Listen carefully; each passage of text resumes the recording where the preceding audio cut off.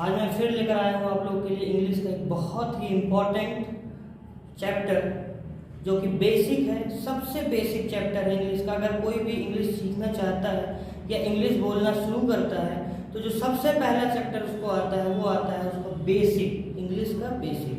तो आज वही बेसिक एक चैप्टर है जिसका नाम है सेंटेंस। इंग्लिश में सेंटेंस कैसे बनाते हैं और उस सेंटेंस में जो जो भी कंपोनेंट्स आते हैं वो क्या होते हैं और उनका यूज़ कैसे होता है। तो यही सब आज हम आप इस वीडियो में सीखने वाले हैं। वीडियो को पूरा देखिए ताकि एक छोटी से छोटी चीज़ आपको समझ में आए। अगर आप स्किप करेंगे तो बीच की चीज़ें कुछ भी आपको समझ में नहीं आएगा। तो चलिए शुरू करते हैं आज का चैप्टर जिसका नाम है सेंटेंस। सेंटेंस का मतलब होता है वाक्य। कोई भी आप एक वाक्य बोल रहे हैं, कोई भी एक आप सेंटेंस, जैसे मैंने कहा मैं खाना खाता हूँ, तो ये पूरा एक क्या हो गया, वाक्य हो गया। इसी को इंग्लिश में हम सेंटेंस कहते हैं।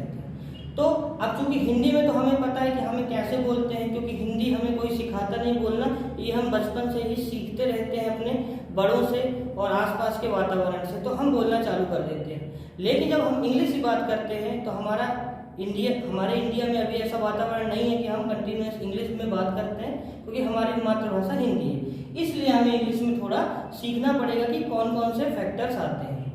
तो एक चीज़ मैं बता दूं कि जब भी आप इंग्लिश का वाक्य बोलते हैं तो उसमें कौन कौन से कंपोनेंट भाग लेते हैं वो मैं बता दूं। तो सबसे पहला जो कंपोनेंट आता है वो सब्जेक्ट होता है। सब्जेक्ट को हम कर्ता कहते हैं। ये क्या होते हैं मैं आगे बताऊंगा। सबसे पहले क्या आता है, सब्जेक्ट आता है, फिर आती है वर्ब और फिर आता है ऑब्जेक्ट। अब ये तीनों चीज क्या है पहले ये मैं बता दूं। सब्जेक्ट क्या होता है, सब्जेक्ट का मतलब होता है कि जो सेंटेंस में काम कर रहा है, मतलब सेंटेंस में जो कोई कार्य कर रहा है उसको हम सब्जेक्ट कहते हैं। हिंदी में इसका नाम होता है कर्ता, मतलब जो काम करने वाला। अब वह क्या कार्य कर रहा है उसको कहते हैं वर्ब। वर्ब को हम इंग्लिश में हिंदी में कहते हैं क्रिया। तो कर्ता के द्वारा जो काम किया जा रहा है उसको हम कहते हैं वर्ब, और वह काम कहाँ पे हो रहा है, कैसे हो रहा है, ये सारी चीजें होते हैं ऑब्जेक्ट। जैसे मैंने कहा अगर कि मैं स्कूल जाता हूं, आई गो टू स्कूल, ये इसका हिंदी है, ये इसका इंग्लिश अनुवाद है। अब देखिए इसमें मैं कौन है, क्योंकि ये मैं मतलब सब्जेक्ट है ये आपका। क्यों? क्योंकि ये कार्य कर रहा है।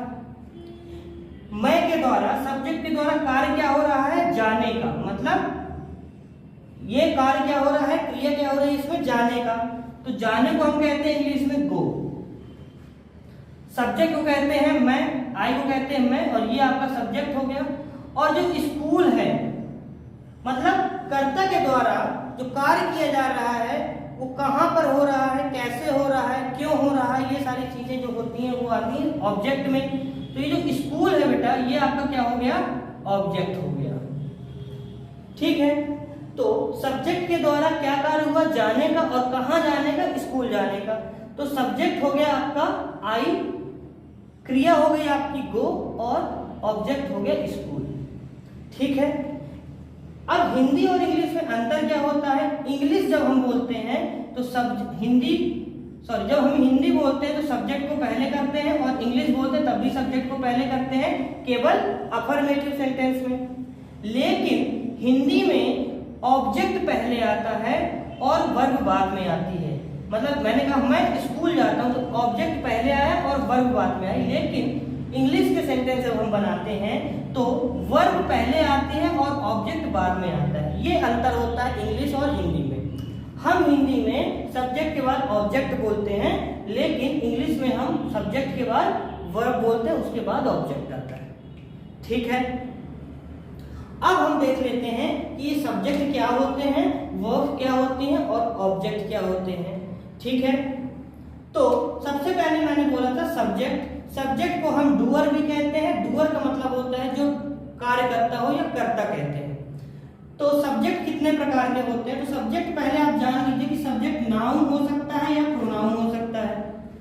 ठीक है, सब्जेक्ट क्या हो सकता है, एक नाउन हो सकता है और एक प्रोनाउन हो सकता है। नाउन का मतलब होता है कोई भी व्यक्ति का नेम, किसी भी जानवर का नेम, किसी भी इंसान का नाम हो, किसी भी जगह का नाम हो या कोई भी वस्तु हो, ये सारी चीजें कर्ता में आती हैं। ठीक है, जैसे मैंने कहा नेम है तो राम हो गया, प्लेस है तो भोपाल, थिंग है तो कोई भी वस्तु हो गई, चाहे कोई भी मटेरियल नाउन हो गई, तो ये सारी चीजें नाउन में आती हैं, तो ये सब्जेक्ट हो सकती हैं। प्रोनाउन की बात करें तो प्रोनाउन क्या होते हैं, अगर हमें नाउन नहीं बोलना है तो उसकी जगह हम प्रोनाउन कह देते हैं। जैसे मैंने कहा राम जाता है, तो राम क्या हो गया, आपका एक नाउन हो गया। लेकिन राम की जगह अगर मैं कह दूं कि वह जाता है, राम को इशारा करके कह दूं कि वह जाता है, तो राम हमने ना बोल के उसको वह बोल दिया, तो जो ही हो गया, ही मतलब वह, वो आपकी प्रोनाउन हो गई। तो नाउन और प्रोनाउन जो है वो आपके सब्जेक्ट हो सकते हैं। तो प्रोनाउन कितने प्रकार की होती है, देखिए मेन प्रोनाउन मैंने लिखी है जो कि हम सेंटेंस में यूज करेंगे। ही का मतलब होता है वह मतलब अगर आप लड़का है और आप उसको वह बोल रहे हैं, जैसे वह जाता है तो आप ही यूज करेंगे। अगर वह आप लड़की के लिए बोल रहे हैं तो सी यूज करेंगे। यह, इट, कुछ सेंटेंस में क्या होता है, सब्जेक्ट नहीं होते। जैसे बारिश होती है, बारिश होती है, बारिश एक वर्ब हो गई, सब्जेक्ट नहीं है इसमें, तो हम उसकी जगह इट लगा दें, जैसे इट रेन्स। आई हो गया, आई का मतलब होता है मैं, यू का मतलब होता है तुम, वी का मतलब होता है हम, दे का मतलब होता है वे। तो ये सारी चीजें क्या होती हैं, ऑब्जेक्ट।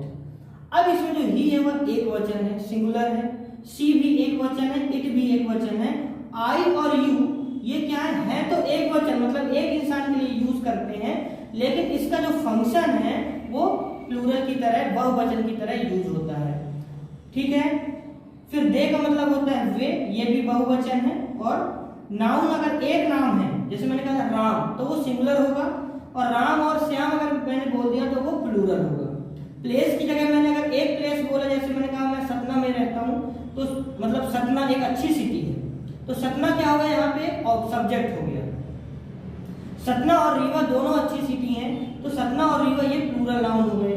थिंग में मान लीजिए मैंने कहा कि पेन, ये एक पेन मतलब सिंगुलर नाउन हो गया, मेरे पास दो पेन है तो ये प्लूरल हो गया। तो इस तरह सब्जेक्ट होता है, सब्जेक्ट कोई भी नाउन या प्रोनाउन हो सकता है। अब आते हैं हम वर्ब में। तो वर्ब क्या होती है, वर्ब यहाँ पे जान लीजिए, वर्ब दो प्रकार की अभी मैंने बताई। यहाँ पे सेंटेंस में वर्ब के बहुत सारे टाइप्स होते हैं, वो जब हम वर्ब का चैप्टर पढ़ेंगे तब हम बात करेंगे। अभी आप सेंटेंस की दृष्टि से देखिए, दो प्रकार की वर्ब होती हैं। एक होती है हेल्पिंग वर्ब जिसको हम एक्सिलरी वर्ब भी कहते हैं, और एक होती है मेन वर्ब जिसको हम फंक्शनल वर्ब भी कहते हैं। अब ये दोनों क्या होती हैं, इनमें क्या अंतर होता है ये भी जान लीजिए। हेल्पिंग वर्ब जो होती है वो क्या करती है, सेंटेंस को बनाने में, उसका टाइम निर्धारित करने में हेल्प करती है। मतलब सेंटेंस किस काल में बोला गया है, मान लीजिए अगर वर्तमान में बोला जा रहा है तो उसकी हेल्पिंग वर्ब अलग लगेगी, अगर भविष्य में बोला जा रहा है तो उसकी हेल्पिंग वर्ब अलग होगी, अगर पास्ट में बोला जा रहा है तो उसकी वर्ब अलग होगी। मतलब ये हेल्पिंग वर्ब जो होती हैं सेंटेंस बनाने में बहुत ही क्रूशियल रोल प्ले करती हैं। वर्ब भी, हेल्पिंग वर्ब भी ये निर्धारित करेगी कि आपका सेंटेंस किस काल में बोला गया है। फॉर एग्जाम्पल, मैंने कहा मैं जाता हूं, मैं जा रहा हूं, मैं जा चुका हूं। देखिए ये तीनों सेंटेंस के क्या है, नेचर अलग अलग है, इनके टेंस काल अलग अलग है। मैं जाता हूं ये आपका प्रेजेंट इंडेफिनिट है, क्योंकि आप इसमें बता रहे हो कि मैं जाता हूं। प्रेजेंट इंडेफिनिट का मतलब होता है कि जब कोई भी चीज बताई जाती है कि मैं ऐसा करता हूं, मैं ऐसा खाता हूं, पीता हूं, मैं सोता हूं, तो ये होता है आपका प्रेजेंट इंडेफिनिट। मैं जा रहा हूं, यहाँ पे कार्य क्या है, चल रहा है, मतलब कार्य कंटिन्यू है, इसका मतलब है यहाँ पे ये दूसरा टेंस हो गया। मैंने कहा मैं जा चुका हूं, यहाँ पे काम पूरा हो चुका है, मतलब यहाँ पे केवल कार्य के बारे में बताया जा रहा है तो ये प्रेजेंट इंडेफिनिट, यहाँ पे कार्य चल रहा है तो ये प्रेजेंट कंटिन्यूअस, और यहाँ पे कार्य हो चुका है तो ये past, present past, present perfect tense हो गया। तो इन तीनों के क्या है, नेचर अलग अलग हैं। तो इंग्लिश में हम इनको अलग अलग बताने के लिए हम अलग अलग हेल्पिंग वर्ब लगाते हैं और हेल्पिंग वर्ब भी निर्धारित करती हैं कि कौन सा टेंस है। तो मैं जाता हूं तो क्या हो जाएगा, आई गो, केवल आई गो, क्योंकि इसमें हेल्पिंग वर्ब नहीं लगती, इसमें एस या ईएस लगता है सब्जेक्ट के बाद। मैं जा रहा हूं तो इसमें लगेगा इज, एम और आर, ये हेल्पिंग वर्ब प्रेजेंट कंटिन्यूअस की होगी। तो मैं के लिए, आई के लिए हम यूज करते हैं एम, तो आई एम, हेल्पिंग वर्ब क्या लगी इसमें, एम। और मैं जा चुका हूं, ये कार्य पूरा हो चुका है, इसका मतलब है इसमें जो प्रेजेंट परफेक्ट टेंस है इसकी हेल्पिंग वर्ब होती है हैज या हैव। तो आई के साथ हमेशा हैव लगता है, तो आई हैव गॉन, वर्ब की थर्ड फॉर्म। तो इस तरह मैंने आपको एग्जांपल में बताया कि किस प्रकार हेल्पिंग वर्ब जो है किसी भी सेंटेंस के काल को निर्धारित या उसके टेंस को निर्धारित करती हैं। अगर आपने हेल्पिंग वर्ब गलत लगा दी तो आपका पूरा सेंटेंस गलत हो जाएगा। तो किसी भी सेंटेंस को बनाने के लिए सबसे इंपॉर्टेंट उसकी हेल्पिंग वर्ब ही होती है, यही निर्धारित करेगी कि टेंस किस काल में बोला गया है। फिर आता है मेन वर्ब। मेन वर्ब्स क्या होती हैं? मेन वर्ब्स वो होती हैं जो कर्ता के द्वारा की जाती हैं। ये फंक्शनल वर्ब इसको इसीलिए कहते हैं क्योंकि ये फंक्शन बताता है कि कर्ता ने ये किया। तो यहां पे देखिए कर्ता ने क्या किया, जाने का काम किया, मतलब गो। तो गो क्या हो गई, आपकी मेन वर्ब हो गई। यहां पे भी जैसे मैंने कहा ठीक है, तो जैसे ईट, ईट मतलब खाना, तो ये क्या हो गई आपकी फंक्शनल वर्ब हो गई। तो इस तरह आज हमने देखा कि हेल्पिंग वर्ब और मेन वर्ब में क्या अंतर होता है। हेल्पिंग वर्ब सेंटेंस को के काल को निर्धारित करने में हेल्प करती हैं और मेन वर्ब जो होती है वो फंक्शनल होती है, सब ये बताती हैं कि कर्ता ने क्या काम किया। तो इस तरह से देखिए कुछ मैंने हेल्पिंग वर्ब और कुछ मेन वर्ब लिखी हैं, जैसे इज, एम, आर, ये होती है प्रेजेंट कंटिन्यूअस की। डू और डज ये होती है प्रेजेंट इंडेफिनिट की, जब हम नेगेटिव अफर्मेटिव बनाते हैं। डिड होती है पास्ट की। वाज वर्ब होती है पास्ट कंटिन्यूअस की। विल शैल होती है फ्यूचर की और हैज हैव होती है प्रेजेंट परफेक्ट टेंस की। इसी तरह और भी होती हैं। तो ये हेल्पिंग वर्ब कहलाती हैं। कुछ इंपॉर्टेंट मैंने एग्जांपल के तौर पे बताई हैं। जब हम वर्ब का मेन वर्ब का चैप्टर पढ़ेंगे उसमें हम इसको डिटेल में पढ़ेंगे। इसी तरह मेन वर्ब क्या होती है, मेन वर्ब के फॉर्म भी होते हैं बेटा, मेन वर्ब के फॉर्म भी होते हैं।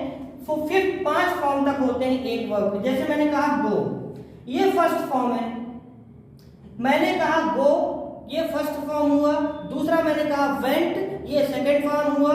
और गॉन, ये थर्ड फॉर्म हुआ। Go, went, gone. तो ये भी चेंज होते रहते हैं अकॉर्डिंग टू द सेंटेंस।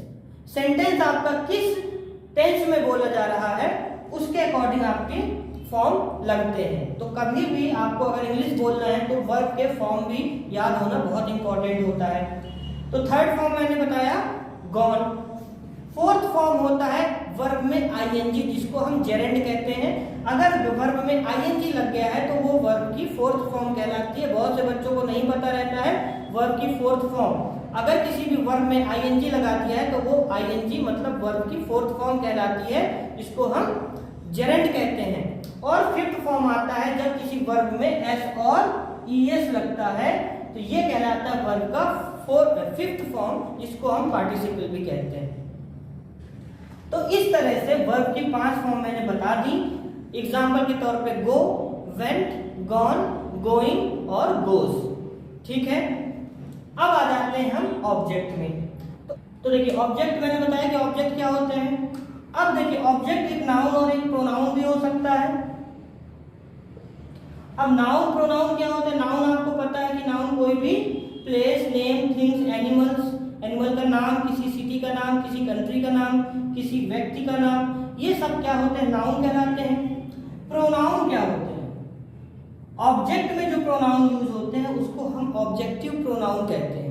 ठीक है, और जो सब्जेक्ट में प्रोनाउन यूज होते हैं उनको हम सब्जेक्टिव प्रोनाउन कहते हैं। तो सब्जेक्ट में आपने यूज होने वाली प्रोनाउन देखा कि ही मतलब वह, शी मतलब वह लड़की, इट मतलब यह, आई का मतलब मैं, यू का मतलब तुम, वी का मतलब हम और दे का मतलब वे। अगर ये यूज हो रहे हैं तो ये सब्जेक्ट में यूज होंगे। ये he, she, it, I, you, we, they, ये इसमें ऑब्जेक्ट में अगर यूज होते हैं तो वो चेंज हो जाते हैं, कुछ सेम रहते हैं, कुछ चेंज हो जाते हैं, उनको हम ऑब्जेक्टिव प्रोनाउन कहते हैं। फॉर एग्जाम्पल तो चलिए देखिए, इसमें एक एग्जांपल है कि मैं उसे पसंद करता हूँ। तो मैं उसे पसंद करता हूँ तो मतलब क्या हुआ, यहाँ पे सब्जेक्ट क्या है बेटा, आई।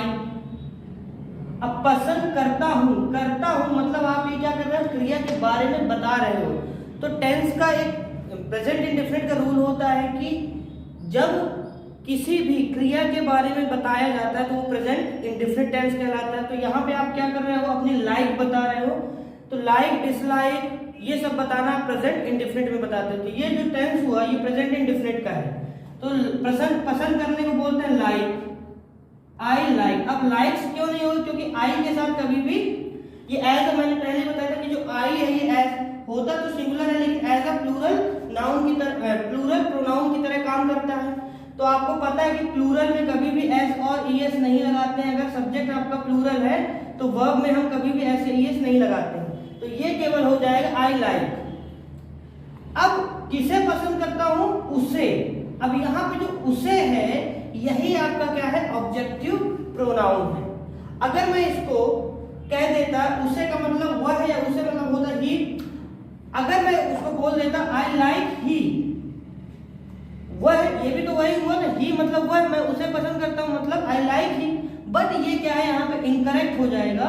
क्यों, क्योंकि आप कभी भी ऑब्जेक्ट में सब्जेक्टिव प्रोनाउन नहीं लिख सकते हैं। तो एक रूल बनाया गया कि अगर हम सब्जेक्ट में जो प्रोनाउन यूज कर रहे हैं उनको अगर हम ऑब्जेक्ट में यूज करेंगे तो उनके मीनिंग्स, उनके जो वाक्य है वो बदल जाते हैं।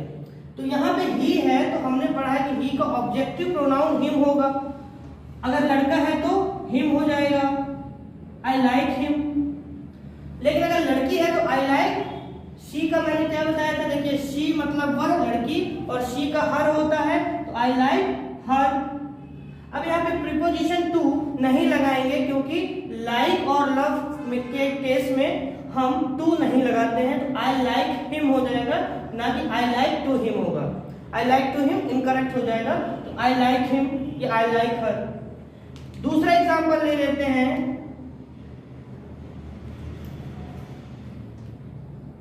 वे हमारी मदद कर रहे हैं। ये कौन सा टेंस हो गया, प्रेजेंट कंटिन्यूअस का टेंस हो गया, क्योंकि इसमें कार्य चालू है, ये कंटिन्यूएशन में बता रहे हैं। तो वे मतलब होता है दे, ये तो सब्जेक्ट है आपका दे। अब प्रेजेंट इंडेफिनिट में क्या लगता है, helping verb is am are. ये जो मैंने शुरू में बताया था इज एम आर, ये प्रेजेंट कंटिन्यूअस टेंस की हेल्पिंग वर्ब होती है। तो दे के साथ हमेशा क्या लगता है, आ। दे आर क्या कर रहे हैं, मदद, हेल्प। अब हमने पढ़ा कि जब भी कोई कंटिन्यूअस टेंस होता है तो वर्ब की हमेशा फोर्थ फॉर्म लगती है, मतलब वर्ब में आईएनजी लगता है, चेंज हो जाता है। मैंने ये भी पहले बताया कि जो मेन वर्ब होती है वो चेंज होती रहती है, इनके फॉर्म्स बदलते रहते हैं। तो दे आर हेल्पिंग, किसकी हेल्प कर रहे हैं, हमारी। ये जो हमारी है यही क्या है, आपकी ऑब्जेक्टिव प्रोनाउन है। तो दे आर हेल्पिंग अस, हमारी को बोलते हैं अस। वी मतलब होता है हम और हमारी का मतलब होता है अस। तो क्या हो जाएगा, दे आर हेल्पिंग अस। तो इसका मतलब होता है ये ऑब्जेक्टिव प्रोनाउन है। मैंने आपको एग्जांपल भी बता दिया और आपको समझ में आ गया होगा कि सेंटेंस में जो तीन कंपोनेंट्स होते हैं, सब्जेक्ट, वर्ब और ऑब्जेक्ट, ये क्या होते हैं और इनका यूज इंग्लिश सेंटेंसेस में कैसे किया जाता है और कितना इंपॉर्टेंस होता है इनका इंग्लिश सेंटेंस में बोलने में। ठीक है, तो आई होप आप लोग को समझ में आ गया होगा ये वीडियो लेक्चर। अगर आपको कोई डाउट है तो आप मुझे कमेंट सेक्शन में आके बता सकते हैं। कोशिश करूंगा कि नेक्स्ट वीडियो में आपकी ये डाउट भी क्लियर करूं और नेक्स्ट वीडियो में मैं आपको बताऊंगा कि टाइप्स ऑफ सेंटेंसेस क्या होते हैं, कितने प्रकार के सेंटेंसेस होते हैं। ठीक है, तो आप लोग का पूरा वीडियो देखने के लिए धन्यवाद। नेक्स्ट वीडियो में हम मिलेंगे, तब तक के लिए हैव अ नाइस डे।